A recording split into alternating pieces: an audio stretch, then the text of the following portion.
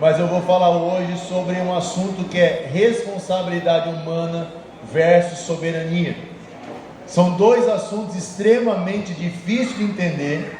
A Bíblia fala sobre isso e muita gente usa a teologia Saci Pererê, que é o tema dessa manhã. O tema é cuidado com a teologia Saci Pererê.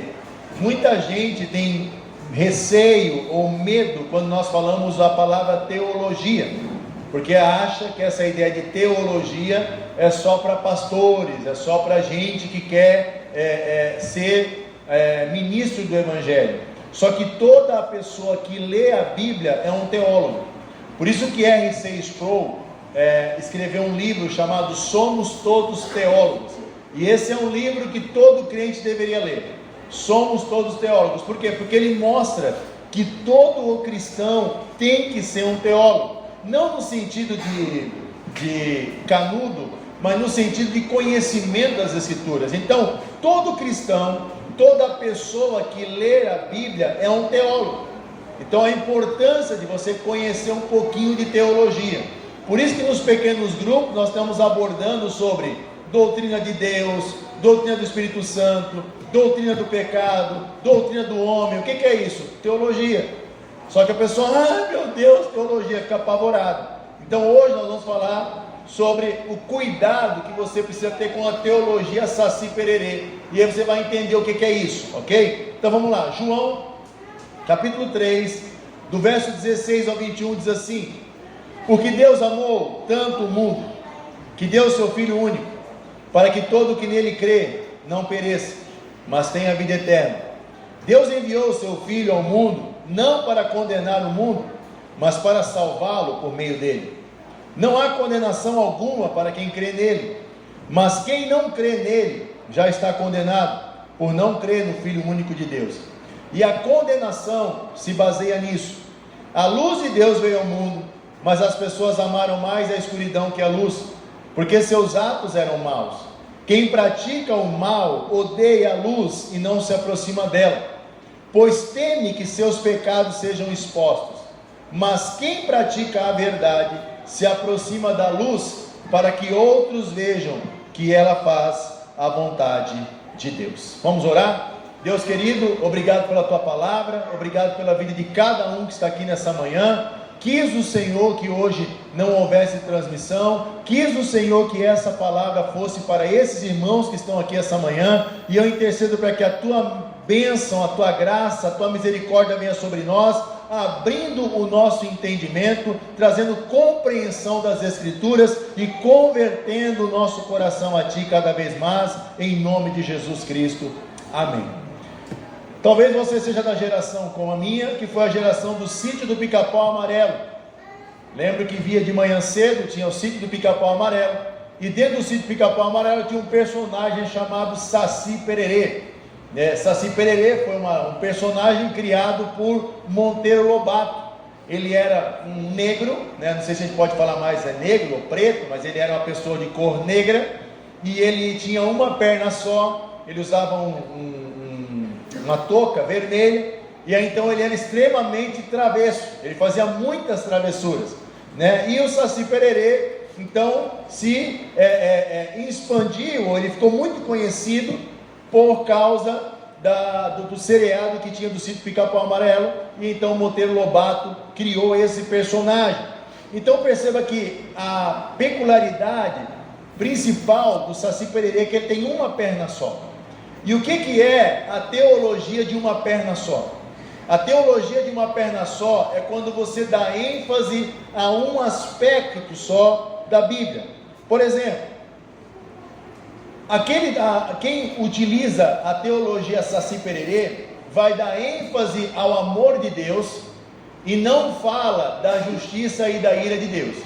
Então, por exemplo, ele vai falar o tempo inteiro que Deus te ama, que você é precioso, que você é amado, que você é isso, que você é aquilo. Quando vai se falar sobre justiça de Deus, o pecado, a ira de Deus, ele não fala. Por quê? Porque afinal de contas você é amado. Só que as duas verdades, tanto a ira de Deus quanto o amor de Deus, são verdades bíblicas. E você omitir um dos dois, você está omitindo a Bíblia.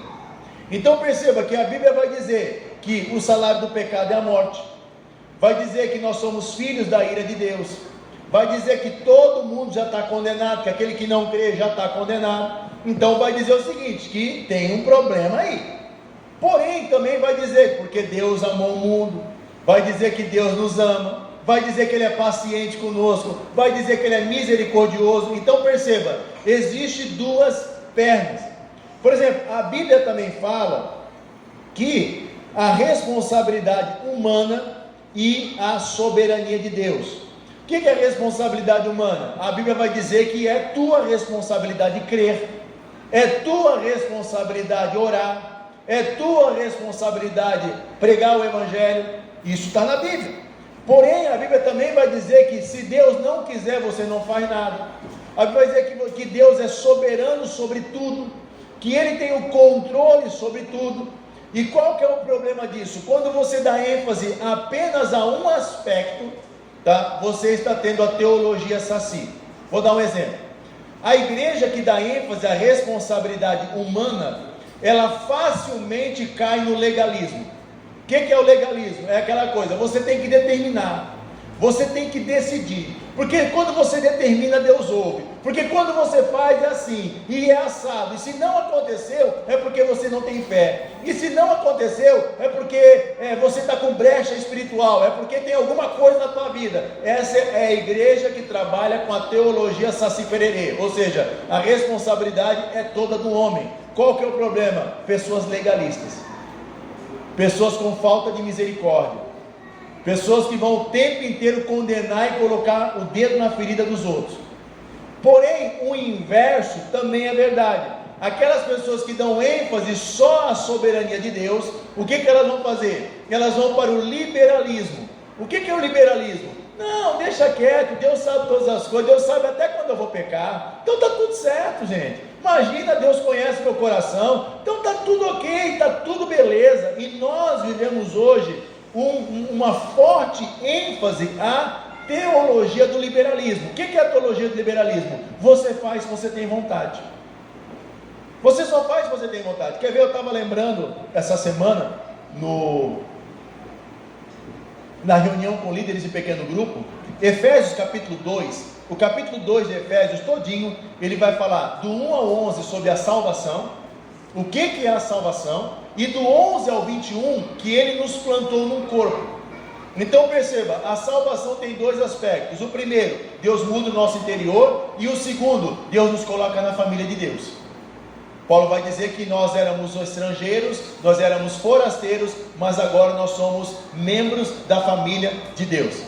Então perceba que esse aspecto que Paulo está dizendo da salvação, ela tem um aspecto interior e ela tem um aspecto exterior. Qual é o aspecto exterior? Andar em família. Irmãos, eu lembro, antigamente, quem é da geração mais antiga de cristão, e eu falo aqui quem tem mais de 30 anos de igreja, sabe que na história funcionava assim: domingo era conhecido como dia do Senhor. Domingo era o dia do Senhor. Então o que as pessoas faziam no domingo de manhã? Você sabe que tinha domingo de manhã nas igrejas mais tradicionais? Escola Bíblica Dominical. E à noite? Culto. Quem é que faltava? Ninguém. De manhã, hoje a gente reclama se tem um período só de culto. Você percebe como o liberalismo ele veio sobre nós? Gente, eu lembro quando eu era criança, tá? Minha adolescência, o que eu mais gostava de fazer na minha adolescência? Jogar futebol. Não tinha coisa que eu gostava mais de fazer, jogar futebol. Domingo o que eu fazia? Jogar futebol. Só que domingo o que é? É dia do Senhor. Que hora que tinha o culto? Meu culto quando eu era adolescente? 6 horas da tarde. O pior horário que existe para mim de culto é 6 horas da tarde, porque tu perde a noite e a tarde. E aí o que acontece? Aí eu ia jogar futebol, ia jogar com meus amigos, 3 horas da tarde. Que hora que era o jogo? Das 3 às 5. Mas eu não podia ficar até às 5, porque 5 horas eu pegava o ônibus para ir para o culto.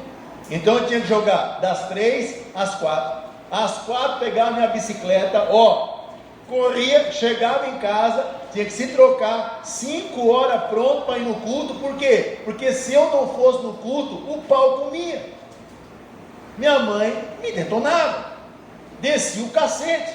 Por quê? Porque ela dizia para mim assim, ó, a coisa mais importante que você faz da sua vida é o culto. Então, 12 anos, 13 anos, 14 anos, 15 anos, você acha que eu faltava culto? Ah, Walter, mas era culto de jovem. Não, naquela época nem tinha culto de jovem. Naquela época tinha uma vez por mês negócio tal de mocidade. Mocidade Padre Miguel. Era um negócio estranho. Era uma vez por mês. Ia para o culto. Culto, tinha que ficar lá. E minha mãe ficava olhando. E não só minha mãe, as mães todas adolescentes. Deixava a gente só ficava só de olho. Você estava pensando na decisão do culto. Irmãos, o que aconteceu? Com 15 anos eu fui morar sozinho. 15 para 16 anos, vou morar sozinho, não tem mãe, meu pai já tinha morrido, chego numa cidade, o que você acha que eu vou fazer domingo à noite? Culto. Desde quando eu me conheço por gente, final de semana é culto. Por quê? Porque isso está impregnado em mim. A coisa mais importante que eu tenho que fazer na minha vida é culto. O culto é mais importante que o meu trabalho, o culto é mais importante que a minha família, o culto... Ai, Walter, você está sendo legalista. Não, eu estou sendo realista. Porque uma pessoa que é crente, ela sempre vai amar a Deus antes de qualquer coisa. E a coisa mais básica que se mostra de amor a Deus é o culto. Então tu perceba, uma pessoa que não cultua a Deus, ela acha que vai para o céu. Jesus lá no Velho Testamento, o que ele fez? Eu vou arrancar o povo do Egito, o que eu vou fazer? Levar para o deserto para fazer o quê? Para me adorar, culto. O culto está desde o início. Deus falou, eu vou tirar um povo para quê? Para me adorar. O culto é a coisa mais importante. O que aconteceu? O liberalismo foi entrando, e a gente começou o quê? A negociar. A gente começou assim, para, né? Agora tem culto online. Imagina, o culto online foi a maior desgraça que aconteceu. Ai, Walter, como assim? Não, você sabe por quê? Porque transformou o crente preguiçoso. Ele vê o culto a hora que ele quer, ele faz as coisas na hora que ele quer, e a gente vai ensinando isso para os nossos filhos. Você não está com vontade hoje? Então não tem problema, então fica tranquilo. Você não está com vontade no culto? Então, eu não vou no culto porque eu não entendo. Se eu dissesse isso não existe. Mas o que acontece? Nós vamos criando uma geração que vai fazendo o quê? O que tem vontade. Aí por isso que é uma geração que não para emprego. Por quê? Porque chegando no emprego, você não vai fazer o que você tem vontade, você vai fazer o que você tem que fazer. A vida é assim. A vida você não faz o que você tem vontade, você faz o que você tem que fazer. Mas no culto ele diz assim, não, eu não estou com vontade, eu não vou. O que é isso? Teologia saci. Irmão, escute, eu não quero mentir para você, não se engane. Não pise numa falsa segurança de salvação com a vida que você está servindo. Walter, mas eu sofri tanto e tal. Irmãos, todo mundo sofreu. Paulo, antes de morrer, todo mundo abandonou ele. Ele escreveu lá na segunda carta, ele inclusive pede para Timóteo, que ele tinha chamado de filho, não se envergonhar dele. Ele diz assim, Timóteo, não se envergonhe de mim. Eu estou sozinho. No julgamento da morte de Paulo, todo mundo vazou, ficou com medo. Paulo foi julgado sozinho. Ele disse que o Senhor estava do meu lado, mas mesmo assim Paulo não deixou de amar a igreja. Você sabe por quê? Porque quem ama Jesus, ama a igreja. Não tem como você dizer que você ama Jesus, mas não ama a igreja, você está mentindo. Quem ama Jesus, ama a igreja, ponto. E nós precisamos ser radical com isso. Por quê? Porque a teologia saci, o que ela dá? Ela nos dá uma falsa segurança. A gente inventa um monte de desculpa para não fazer o que Jesus mandou a gente fazer. Então, para o trabalho, para a faculdade, a gente se mata. Mas para Jesus, o que a gente faz? A sobra. E é assim que funciona, irmãos. Presta atenção, olha para a história. Olha para a história. Olha para o passado. Quantos homens e mulheres se dedicaram ao Senhor, deram a sua vida pelo Evangelho, e nós vivendo a vida que a gente vive? Presta atenção, dá uma olhadinha. Tá, Walter, mas onde é que está isso na Bíblia? Então vamos lá. Então agora é que nós vamos navegar na Bíblia. Então já que eu falei aqui, então vamos navegar na Bíblia. Hoje você vai ver vários textos bíblicos, então se você quiser dar uma anotada, você dá uma anotada, se você quiser gravar, você grava. Mas a Bíblia, vamos lá, na Bíblia o homem é mostrado como livre. para tomar decisão. Você sabia disso? Vamos lá, Deuteronômio capítulo 30, verso 19, diz assim, Deus falando: hoje lhes dei a escolha entre a vida e a morte, entre as bênçãos e maldições. Agora chamo os céus e a terra como testemunha da escolha que fizerem. Escolhem a vida, para que vocês e seus filhos vivam. Então perceba que o texto diz claramente a responsabilidade do homem.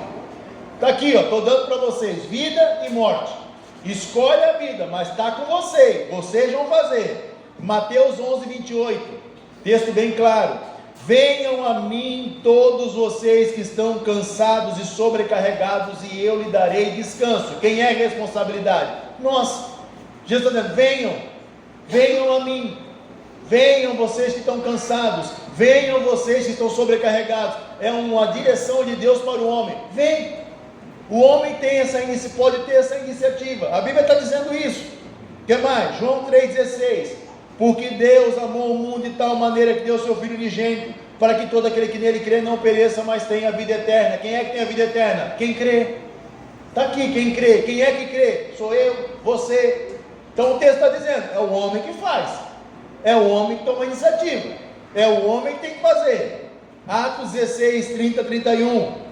Então Paulo e Silas estavam na cadeia, oraram, a cadeia se abriu, o carcereiro ficou desesperado. Paulo diz: não, calma, estamos todos aqui. Aí ele pergunta: o que eu tenho que fazer para herdar a salvação? Então ele os levou para fora e perguntou: Senhor, que devo fazer para ser salvo? Eles responderam: creia no Senhor Jesus, e você e sua família serão salvos. Quem é que tem que crer? O homem. Quem é que tem que tomar a iniciativa? O homem. Mas a Bíblia também diz que Deus é soberano. Então perceba, a Bíblia está dizendo que é o homem que tem que fazer, que é o homem que tem que tomar a iniciativa. Mas agora a Bíblia também vai dizer que Deus é soberano. Por exemplo, Provérbios 16:4 diz assim, o Senhor fez tudo com propósito, até mesmo o perverso para o dia da calamidade. O que ele está dizendo aqui? Que tudo Deus fez com propósito, até mesmo o perverso para o dia da calamidade. Ou seja, até aquele que vai para o inferno Deus fez. E aí, como é que explica agora? O que mais? O Senhor, Isaías 14, 24. O Senhor dos exércitos jurou: tudo acontecerá como planejei, será conforme decidi. Então vai ser do meu jeito, do jeito que eu quero, da maneira que eu falei. Mas Deus não falou que tem que fazer? Mas como é que funciona esse negócio? Calma que vai ficar pior. Mateus 10, 29 diz assim, Jesus falando: quanto custam 2 pardais? Uma moeda de cobre? No entanto, nenhum deles cai no chão sem o consentimento do seu pai. Nenhum pardal morre sem que Deus queira. Você tem noção da doideira? Do controle que Deus tem? Como funciona? Olha só, Tiago 4, 13 ao 15. Prestem atenção, vocês que dizem: hoje ou amanhã iremos a determinada cidade e ficaremos lá 1 ano. Negociaremos ali e teremos lucro. Como sabem o que será da sua vida amanhã? A vida é como a névoa ao amanhecer, aparece por um pouco e logo se dissipa. O que devem dizer é: se o Senhor quiser, viveremos e faremos isso ou aquilo. Uau! Mas não está dizendo que nós temos que fazer? Mas agora não está dizendo que é se Deus quiser que faz? Como é que funciona isso, irmãos? Quer dizer o seguinte para você: a Bíblia não tem contradição, a Bíblia tem tensão. O que é a tensão? A responsabilidade humana e a soberania de Deus são 2 verdades bíblicas, e quando você anula um desses 2, você anula a Bíblia. Você quer ver agora complicar? Vamos lá, nós vamos ver agora soberania e responsabilidade humana no mesmo texto. Gênesis capítulo 45, verso 4 a 8, fala da história de José. Quem é que vendeu José para o Egito? Quem, irmãos? Os irmãos, não foi? Olha lá, Gênesis 45, do 4 ao 8. José chega para os filhos, para os irmãos: cheguem mais perto, disse José. Quando eles se aproximaram, José continuou: eu sou José, o irmão que vocês venderam como escravo ao Egito. Quem vendeu? Os irmãos. Olha a continuação. Agora, não fiquem aflitos ou furiosos uns com os outros por terem me vendido. Quem vendeu? Os irmãos. Olha a continuação. Foi Deus quem me enviou adiante de vocês para ele preservar a vida. Quem mandou? Deus. Mas quem vendeu? Mas como assim? Foi Deus ou foi os irmãos? Os dois. Os dois. Está aqui. Ele continua: a fome que assola a terra há 2 anos continuará por mais 5 anos, e não haverá plantio nem colheita. Deus me enviou adiante para salvar a vida de vocês e de suas famílias. Deus, ó. Portanto, foi Deus quem me mandou para cá, e não vocês. E foi Ele quem me fez conselheiro de Faraó, administrador de todo o seu palácio e governador de todo o Egito.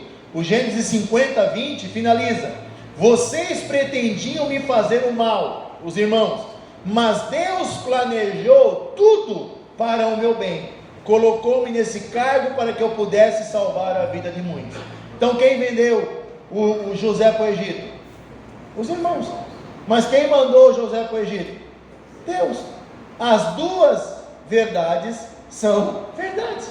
Está na Bíblia. E quando você anula, o que acontece? Você anula a Bíblia. Então nós temos que conviver que existe momento na nossa vida em que Deus vai dizer responsabilidade todinha tua, e existe momento na história que Deus vai dizer eu sou soberano e você não tem que perguntar nada.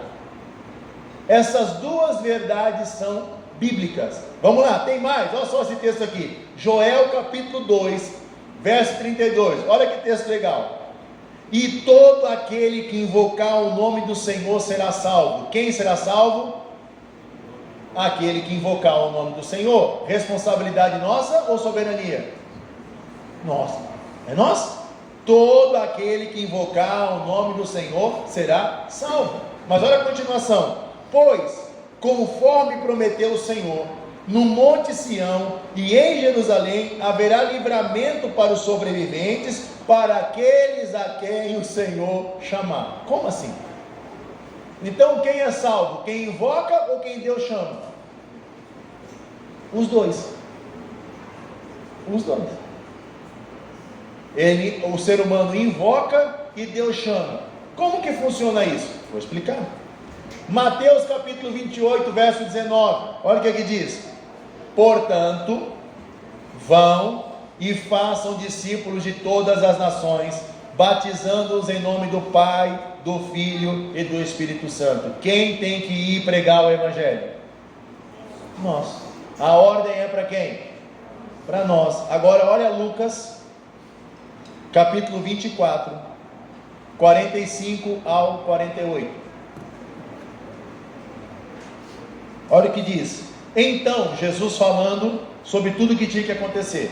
Então, ele, Jesus, lhes abriu a mente para que entendesse as Escrituras e disse: sim, está escrito que o Cristo haveria de sofrer, morrer e ressuscitar ao terceiro dia, e que a sua mensagem de arrependimento para o perdão dos pecados seria proclamada com a autoridade do seu nome a todas as nações, começando por Jerusalém. Vocês são testemunhas disso. Espera aí, aqui está dizendo que a igreja iria proclamar o Evangelho para quê? Para que se cumprisse as Escrituras. Porém Jesus disse: vão e preguem o Evangelho. Como é que funciona isso? É Deus que faz o homem pregar o Evangelho, ou é o homem que tem que pregar o Evangelho? É os dois. Deus está por trás e existe a responsabilidade humana. Você entende, irmãos? Quando você anula uns dos outros, você anula a Bíblia. Então existe a nossa parte e existe um Deus que é soberano por trás. Agora o último, Atos 2, 22 ao 23. Diz assim: israelitas, Pedro falando, ouçam essas palavras. Jesus de Nazaré foi aprovado por Deus diante de vocês por meio de milagres, maravilhas e sinais, que Deus fez entre vocês por intermédio dele, como vocês sabem. Este homem, Jesus, lhe foi entregue por propósito determinado e pré-conhecimento de Deus. Ou seja, Jesus foi entregue com um propósito determinado. Ou seja, quem matou Jesus? Deus. Ele já tinha um propósito determinado, já era pré-conhecimento de Deus. Deus já sabia. Olha a continuação. E vocês, com a ajuda de homens perversos, o mataram pregando na cruz. Quem matou? Deus ou os judeus? Os dois. Os dois. Como que explica isso? Agora que vai entrar. E por que Deus faz isso? Por que existe responsabilidade humana e soberania na Bíblia? Por que existe isso, irmãos? Porque Deus quer. Simples assim. Porque Deus quer. A responsabilidade humana e a soberania é como dois trilhos que andam lado a lado. E sabe quando é que eles vão unir? Só na eternidade. Porque a nossa cabeça não consegue compreender. Como assim, Walter? Vamos lá, Deuteronômio 29. Esse texto é importante você conhecer. Diz assim: as coisas encobertas pertencem ao Senhor, ao nosso Deus. Irmãos, tem coisa que Deus não quis revelar. E por quê? Porque Ele não quis. Quando que Deus criou o inferno? Não sei. Quanto tempo Adão e Eva ficou no paraíso? Não sei. Tem coisa que Deus não quis revelar. O inferno foi criado antes ou depois? Não sei. Por que Deus faz soberania e responsabilidade humana? Não sei. Por quê? Porque Ele encobriu e Ele não quis que o homem soubesse. E o texto vai dizer: e as reveladas pertencem a nós e aos nossos filhos. Olha a importância dos pais ensinarem para os filhos. Aquilo que foi revelado a nós sempre começa pelos filhos. Para quê? Para que sigamos toda a palavra dessa lei. Ah, Walter, isso aí é Velho Testamento, beleza? Novo Testamento, Romanos capítulo 9, verso 20. Romanos 9 está falando sobre a doutrina da eleição, que Deus elege um e não elege outros. Paulo está dizendo claramente que Deus escolheu Jacó antes que Esaú tivesse feito alguma coisa. E aí o cara questiona: Deus é injusto. Como assim Deus escolheu um e não escolheu o outro? Como é que funciona isso? Está lá aí, Romanos 9, 20, Paulo diz: mas quem é você, ó homem, para questionar a Deus? Acaso aquilo que é formado pode dizer ao que formou: por que me fizesse assim? E Paulo está dizendo: fica quieto, só obedece. Você é criatura, Ele é criador, Ele quis desse jeito, ponto. Simples assim. E quando você negligencia um dos lados, você negligencia o Evangelho. E é por isso que tem tanta gente perdida. Por quê? Por causa da teologia saci. Ou ele vai para o liberalismo: não, Deus sabe todas as coisas, Deus conhece meu coração e tal. Eu já falei para vocês que quem conhece teu coração é o cardiologista. Deus conhece as intenções do teu coração, é mais profundo. Ou vai para o lado do legalismo: tudo depende dele, tudo tem que fazer ele, e se ele não fizer, a coisa não acontece, porque se ele não orar, Deus não age, como se Deus fosse um robozinho dele. Os dois lados estão errados. Você tem que orar? Sim, mas você tem que confiar, porque Ele é soberano. Então as duas realidades, irmãos, é louco, é bíblica, e se você não entender isso, você não vai entender o Evangelho. Sabe por quê? Porque você vai dizer assim: ó, Deus é doido. Como que Ele manda eu fazer uma coisa, mas ao mesmo tempo Ele diz que se Ele não fizer, eu não consigo fazer? Como é que história é essa? É Bíblia. E quando a gente negligencia isso, negligenciamos a Bíblia. Por que eu fiz toda essa volta? Porque agora entra num texto em que entra a responsabilidade humana.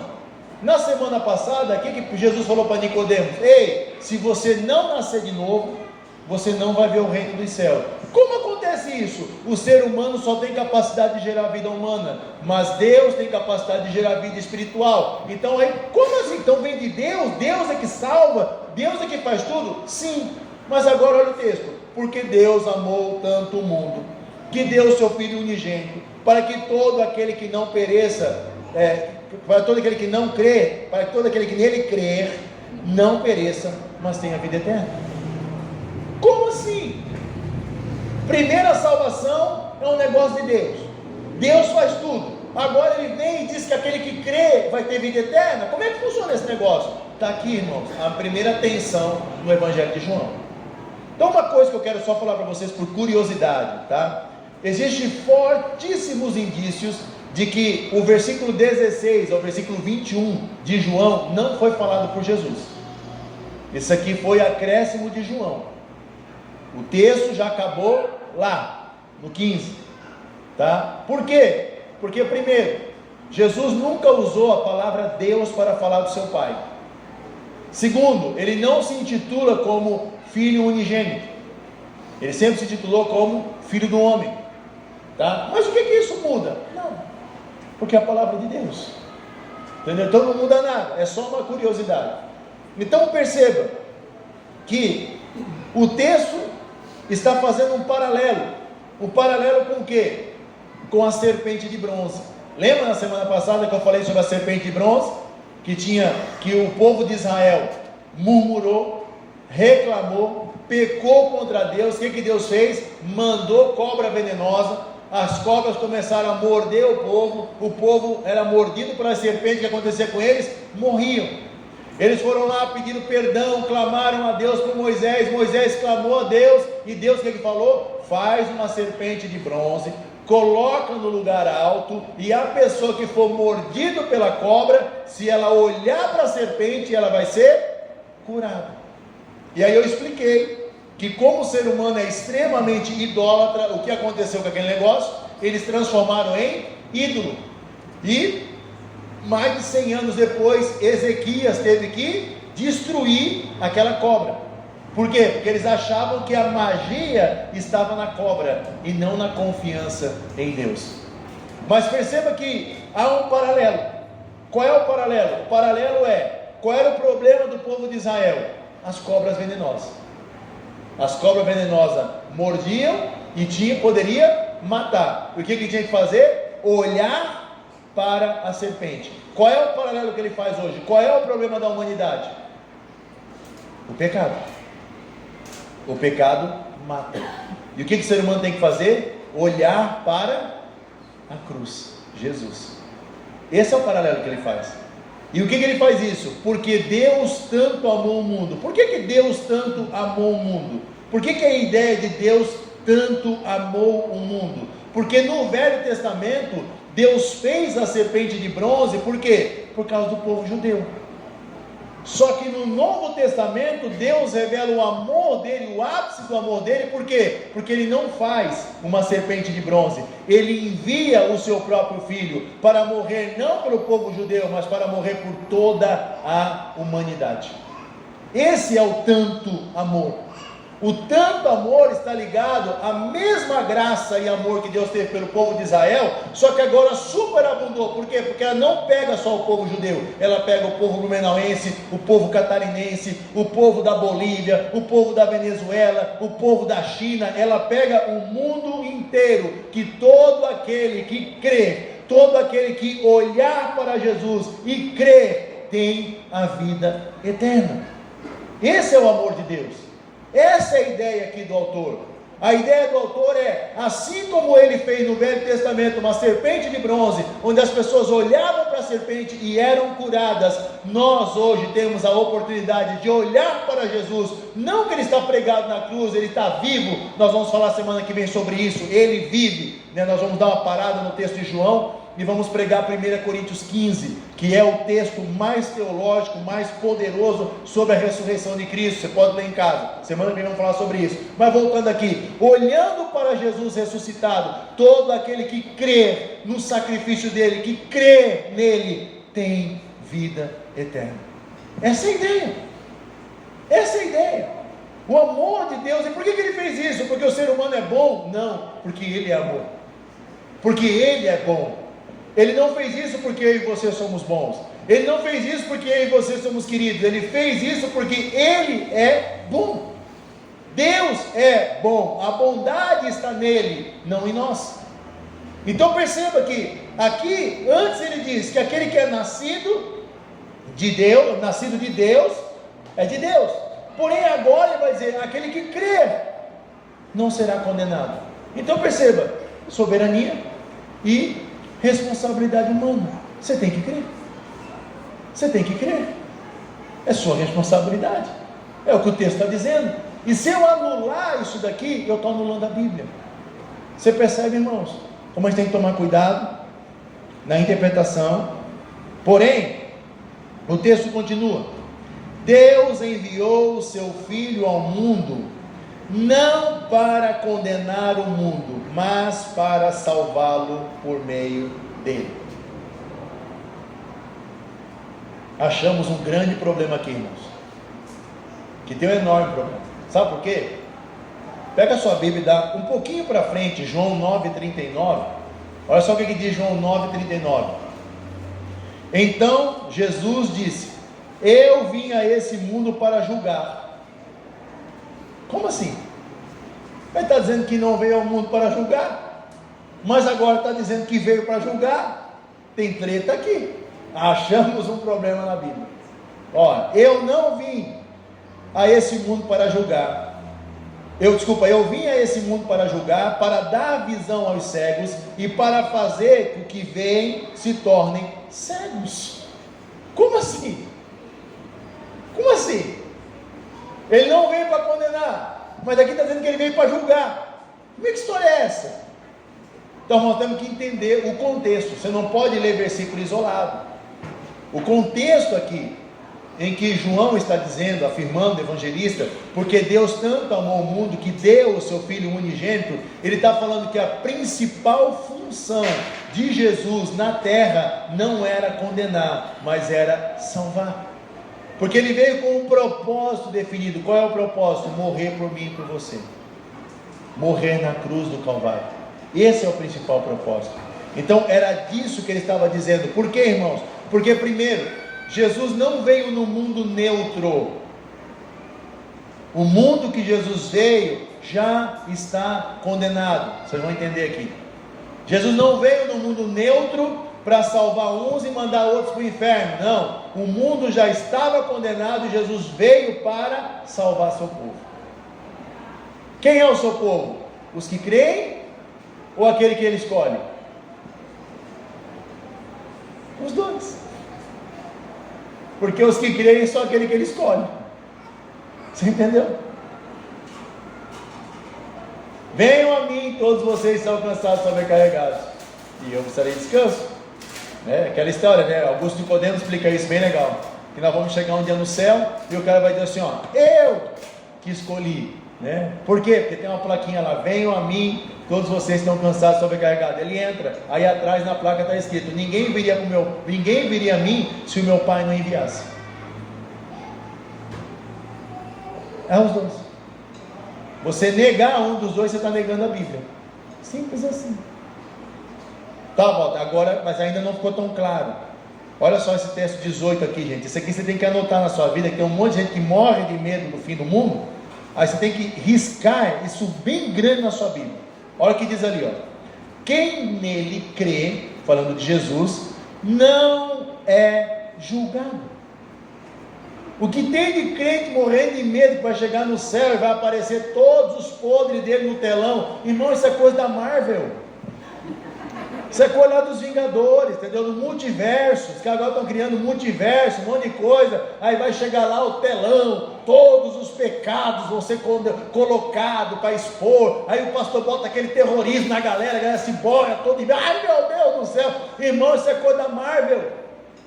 Está aqui, ó: quem nele crê não é julgado. Quem nele crê tem vida eterna. Não está dizendo quem nele crê vai ser julgado, passar por uma balança, Deus vai olhar, olha, tem mais positivo que negativo, deixa eu fazer minha conta aqui, né? Não não vai fazer isso. Quem nele crê não será julgado. Ou seja, aqueles que creem em Cristo, o Evangelho, a cruz, perdoam nossos pecados. E quando eles morrem em Cristo, imediatamente acordam com o Senhor. Não tem essa história, vamos lá, vai dar uma olhadinha, vamos ver se fez coisa boa, coisa negativa. Não, irmão. Olha como é que você fala isso, né? Vamos lá, Jesus contou a parábola do rico e de Lázaro. Quem era o Lázaro? Era um mendigo. O que aconteceu quando ele morreu? Foi para o seio de Abraão. Não diz que ele foi para um julgamento, foi para o seio de Abraão.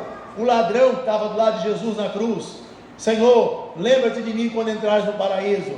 Pois é, meu querido, a coisa ficou feia, porque agora você não fez a oração de entrega, você não batizou, não fez as 4 semanas da aliança que você tinha que fazer também. Tem uma dificuldade aí para a gente conversar, né? Até porque você vai morrer, depois você vai dormir o sono, aí depois, quando eu voltar na segunda vez, aí talvez eu vou olhar teus crimes e vou ver se eu consigo te perdoar. Não foi isso que Jesus fez. Quando ele olhou e disse: lembra-te de mim quando entrares no paraíso. O que Jesus disse? Hoje mesmo estarás comigo no paraíso. E isso é mais um texto para dizer que Jesus não foi lá no inferno, pegou no inferno, não. Jesus morreu, foi sepultado, mas o Espírito foi para o Pai. Quem nele crê não será julgado. Quem nele crê não será julgado. Porém tem a continuação, ponto e vírgula: o que não crê já está julgado, porquanto não crê no nome do unigênito Filho de Deus. Então perceba, quem nele não crê não vai passar por um julgamento, não, já foi julgado. Já foi julgado. Quem crê não será julgado. Quem não crê já está julgado. Mas como é que vai ser esse julgamento? Ele continua. Olha o texto. E a condenação se baseia nisso. Está falando aqui do julgamento, a condenação. Que condenação é? A luz de Deus veio ao mundo. Quem é a luz de Deus? Jesus. Mas as pessoas amaram mais a escuridão que a luz, porque os seus atos eram maus. Quem pratica o mal odeia a luz e não se aproxima dela, pois teme que seus pecados sejam expostos. Mas quem pratica a verdade se aproxima da luz, para que os outros vejam que ela faz a vontade de Deus, ou que ele faz a vontade de Deus. Irmãos, anote isso na sua vida: ninguém vai para o inferno porque peca. Como assim? As pessoas vão para o inferno porque não se arrependeram. Porque no céu está cheio de pecadores. Então qual a diferença? Se no céu tem pecador e no inferno tem pecador, qual é a diferença? É que no céu são aqueles que se arrependeram. Então perceba que o texto aqui deixa claro que as pessoas não serão condenadas porque elas não sabiam. As pessoas não serão condenadas porque elas eram tão queridas, mas elas erravam o alvo. Porque pecado é errar o alvo. Ela até queria acertar, mas ele errava, tadinha dela. Não. A Bíblia diz aqui, a luz veio ao mundo, mas as pessoas amaram a escuridão. Presta atenção, irmão. O homem ama pecar. Como tem gosto. Tem gosto de pecar. Quando a gente peca com gosto. O cara sabe que é errado, mas faz mesmo. Não é aquela história: eu tropecei, aconteceu. Não, o ser humano, quando ele peca com gosto. Até nós que somos lavados pelo sangue do Cordeiro, o Espírito Santo está dizendo: não faz, eu vou fazer. Aí depois ele vem na boca cara de pau: Senhor, pequei. Você querendo. Porque nós somos igual Chaves. A gente ama ama fazer o que é errado. Está na nossa natureza. Por isso que se não é Cristo, se não é o Evangelho, nós estamos tudo perdido. O ser humano ama fazer o que é errado. Está aqui, a luz veio, mas os homens amaram as trevas. E por que eles amaram as trevas? Porque eles não queriam que a sua vida fosse exposta. Por quê, irmãos? Porque nós gostamos de fazer o que é errado. Ou alguém ensinou seu filho a mentir? Não. Alguém ensinou seu filho a enganar? Não. Mas ele engana ou não engana? Está na natureza dele. Ele engana, ele dá migué, ele é esperto pra caramba, mais esperto que você imagina. Ele dobra você. Você tadinho nada, ele é esperto. Ele dá 3 voltas. Olha lá, Micaela deve ter feito coisa errada, né? Sabia. Já conheço. Vem cá, minha filha, senta aqui, vem cá. Senta aqui com o papai aqui. Já vi que você fez treta. Só pela cara da irmã. Senta lá. Isso, bonitinho. Olha que coisa mais linda. Vocês não sabem. Quando está indo, nós estamos voltando, filho. Isso aí é uma benção. E eu digo para elas, antes de ser polícia eu fui ladrão, eu sei como é que é esse negócio. Sei bem como é que funciona. Eu digo que essas coisinhas que vocês enganam aí, eu enganava 3 vezes pior. Por quê, irmãos? Porque a gente ama pecar. Está em nós. E a Bíblia diz que o julgamento é esse. A luz veio ao mundo. Quem veio ao mundo? Jesus. Mas os homens não quiseram a luz. Eles quiseram o que é errado. Irmãos, todo mundo sabe que droga é uma droga. E por que as pessoas consomem? Todo mundo sabe. O nome droga é droga. E as pessoas vão lá e... Nossa! Uau! Que massa! Viajo na maionese. Os adolescentes, mais campanha que tem para adolescente não fumar maconha. Nunca teve tanta campanha, não fuma, não fuma. Os adolescentes dá. Mano, tô viajando. Nossa, meu Deus, viajei. Abri um parênteses aqui. Me lembrei da minha sogra.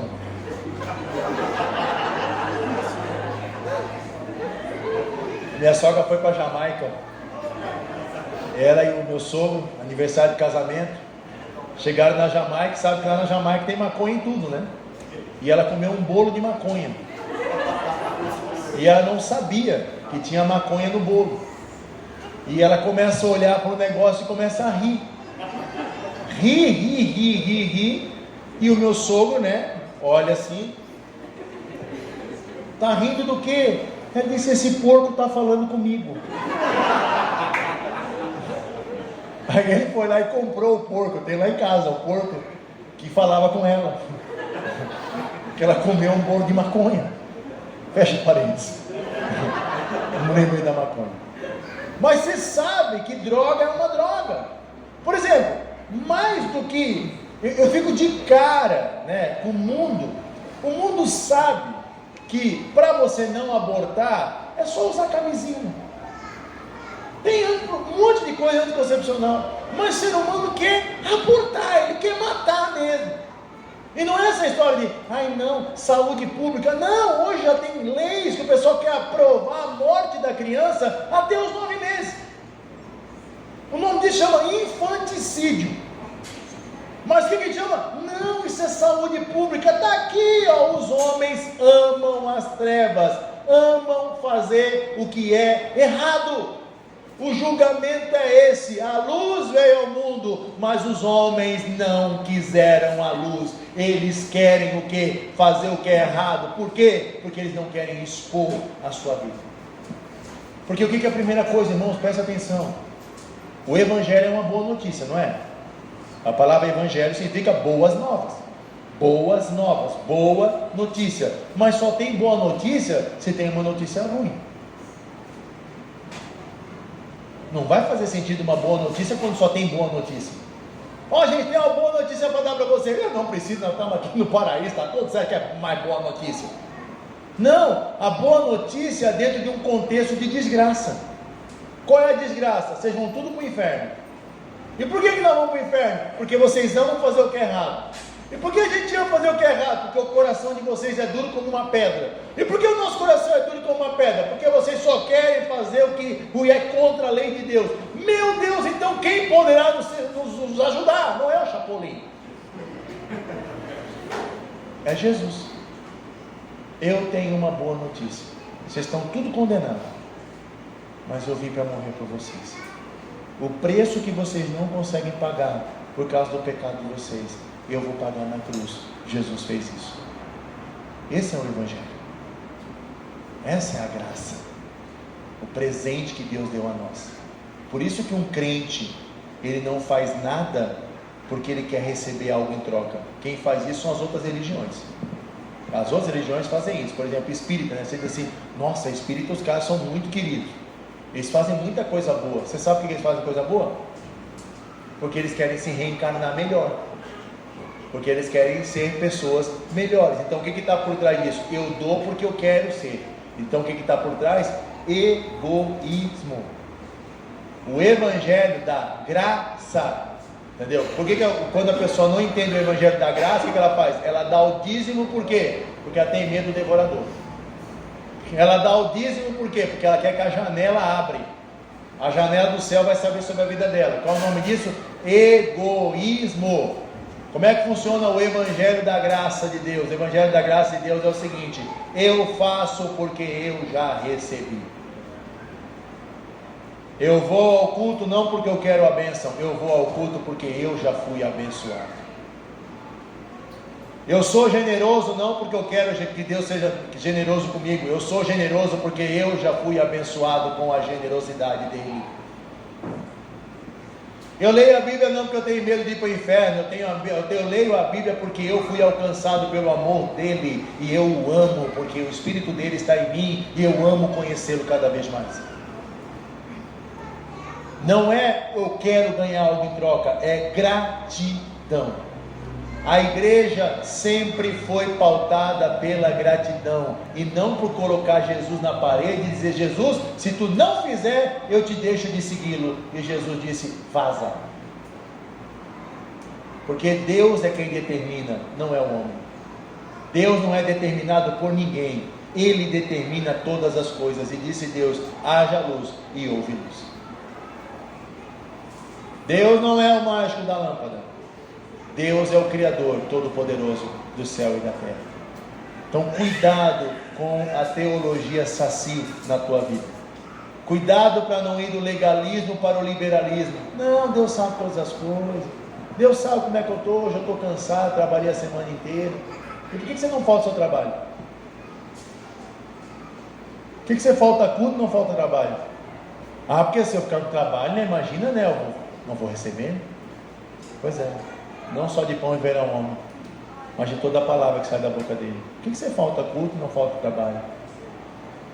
Por que você falta culto e não falta a sua faculdade ou a sua academia? Por que você não bota lá, hoje quando sair daqui, pago? Pago, meu compromisso, Senhor, pago. A gente bota na academia, né? Tchau, pago. Meu regime, tchá, pago. O culto, pode deixar para amanhã. Cuidado, você está se auto-enganando. E aí naquele dia, você vai ter surpresa. Por quê? Porque aquele que nele crê, não será condenado. Mas aquele que não crê, já está condenado. E uma das coisas mais básicas que tem, irmãos, culto. Deus, irmãos, isso é básico. Cuidado, nós estamos vendo o tempo do modernismo, e o modernismo está o quê? Invertendo os valores. Cuidado, principalmente você que tem filho adolescente. Quem manda é você. Seu filho não diz o que tem que fazer, é você que manda. E se eu fosse você, eu diria claramente: você vai para o culto e acabou. Quer uma sugestão? Está aqui alguém que passou por isso, tá? Quantas vezes? Mãe, não quero, é o jogo da minha vida. Nós tínhamos um clássico lá perto de casa, os pobres contra os ricos. Eu era do time dos pobres, sério. Eu morava perto do Sítio Figueira, gente. Vocês conhecem lá o Sítio Figueira? Nós chegava lá, os caras andavam em 4 numa bicicleta. Você já viu? 4 numa bicicleta, era nós chegando para jogar. Entendeu? Todo mundo descalço, ninguém tinha chuteira. O time dos caras que chegavam com aquele negócio de walk machine, lembra do walk machine? Né, que é o patinete de hoje? Eles chegavam, walk machine, pegava o carro dos pais, entendeu? Bola nova, tudo chuteira nova, e nós tudo mal acabado. Né? Era o clássico da nossa vida, o campo era top, tudo top. Ia jogar contra o Sítio Figueira, nós chegávamos por um carreiro que tinha lá, mas meu Deus do céu, era a favela chegando, era nós. Eu amava aquele jogo, por quê? Porque nós nunca perdemos com os ricos. Isso eu sempre falei, quando eu fui ver minha filha jogando vôlei lá, jogou ela, né? Na época estava na Shalom, tudo tênis da ASICS, né? Tudo coisa linda. Eu olhei o outro time, Kaique, né? Só cara de bandida das meninas. Eu falei, vamos tomar um pau. Aí o professor, não fala isso. Eu digo, pode ter certeza, vão tomar um pau que vão sair tudo torta. Aí disse, não fala isso. Eu digo, mas por que está falando isso? Porque eu nunca vi pobre perder para rico. O pobre no vôlei, a bola é o prato de comida. Não está nem aí. Ele dá a vida. O rico não. O rico, se estourou a bola, ele compra outra. Se perder, ele joga outro jogo. O rico, o pobre não. O pobre é o jogo da vida dele. Que se perder, ele não dorme à noite. Eu não, mas dito e feito, tomaram um pau. Eu olhei para a Abigail e eu falei, minha filha, eu já fui do outro lado, sei como é que é. Os caras dão a vida. E aí tinha o clássico do pobre contra os ricos, né? E aí minha mãe dizia, tu pode jogar o primeiro tempo. E meus amigos, gente, vocês não tem noção que eles faziam de zoeira para eu não sair do time, porque eu jogava mais ou menos, né? E aí eu lembro uma vez, os caras saíram mais cedo do jogo, já contei aqui, se contei, vou contar de novo, e eles fizeram uma volta na frente da minha casa. Fizeram uma volta, todo mundo deu a mão. Eu lembro que eu estava saindo com a minha mãe e com meu irmão, e eles começaram, Pai nosso que está no céu, santificado seja o vosso nome. Venha a nós o vosso reino, depois Ave Maria cheia de graça. E minha mãe dizia, não olha para ele, não olha para ele. Eu ia. Irmãos, eu tinha que ir para o culto. Tinha que ir para o culto, acabou. Não tinha esse negócio. Olha, mãe, culto. Mãe, culto. Culto, meu filho, culto. Isso ficou tão impregnado em mim, irmãos, que eu estou com 41 anos, já passei por um monte de perrengue, já passou pela minha cabeça a ideia, cara, para que se incomodar tanto e tal, mas não, eu amo a igreja, eu amo cultuar. Por que, irmãos? Porque foi impregnado aqui. Minha mãe fez isso comigo. Então, não abra mão, você que tem filho, não abra mão. Culto. Dia de culto. Agora tem uma coisa, né? Se você não vai no culto, você quer cobrar o que do seu filho? Se você não tem compromisso com a igreja, você quer cobrar o que? Minha mãe tinha compromisso. Minha mãe estava lá, firme e forte. E ela dizia, vamos. E naquela época não tinha terminal, tá, irmãos? Era um ônibus só. Tinha que andar um monte, era bem mais difícil. E aí meu irmão tinha que passar junto na catraca. Lembra daquela fase? Eu tenho 10 anos, eu já com 10 anos tenho 1,80m já, né? Chegava lá e falava pro cobrador, tenho 10 anos, ficava sério, aí minha mãe, tem 10 anos. O cara, tá bom, aí entrava lá, e aí meu irmão passava na catraca, 2 monstros passando na catraca, estava lá, culto, tinha esse negócio. Hoje nós temos carro, hoje nós temos tudo, ar-condicionado, temos tudo. E o que a gente faz? Não quer. Irmãos, cuidado. Lembra que o julgamento é esse? A luz veio ao mundo, mas os homens amaram mais as trevas. Cuidado para você não estar nessa. Cuidado para você não amar mais as trevas e esquecer da luz. A luz é Jesus, irmão. E a última coisa que eu quero terminar. Jesus falou que viria. Ele veio. Jesus falou que ele morreria. Ele morreu. Jesus falou que ele ressuscitaria. Ele ressuscitou. E Jesus falou que ele vai voltar. Então espere. Não negligencie. Ele falou que ele vinha, ele veio. Ele falou que morreria, ele morreu. Ele falou que ressuscitaria, ressuscitou. E ele falou que ele vai voltar. Então, espera aí. Não negocia. Nada é mais importante que isso, irmão. Nós estamos lidando com eternidade. Eternidade. A vida inteira assim. Feche teus olhos, vamos orar.